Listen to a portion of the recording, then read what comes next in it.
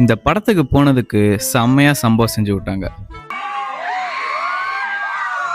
அப்படி எந்த படத்துக்கு போனேன்னு கேட்டிங்கன்னா, ஸ்பைடர்மேன் பிராண்ட் நியூ டே. இந்த படத்துக்கு நானும் என் ஃப்ரெண்டும் FTFSல டிக்கெட் புக் பண்ணிட்டோம். ஃபர்ஸ்ட் ஷோனால காலையிலே சட்டுப்புட்டுன்னு கிளம்பி மெகா ஸ்டாருக்கு போயாச்சு. அங்க போய் பார்த்தா ஸ்பைடர்மேனுக்கு இவ்வளோ ஃபேனு, நானே மிரண்டு போயிட்டேன். அவ்வளோ பேர் வந்திருந்தாங்க. படமும் ஸ்டார்ட் ஆயிடுச்சு, வேற லெவலில் போயிட்டு இருந்துச்சு. இதில் FTFS புக் பண்ணால் என்ன நடக்கும்னு கேட்டிங்கன்னா, இதை கொஞ்சம் பாருங்க.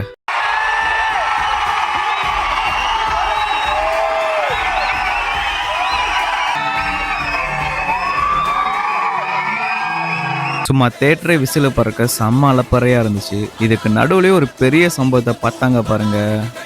அது என்னன்னா,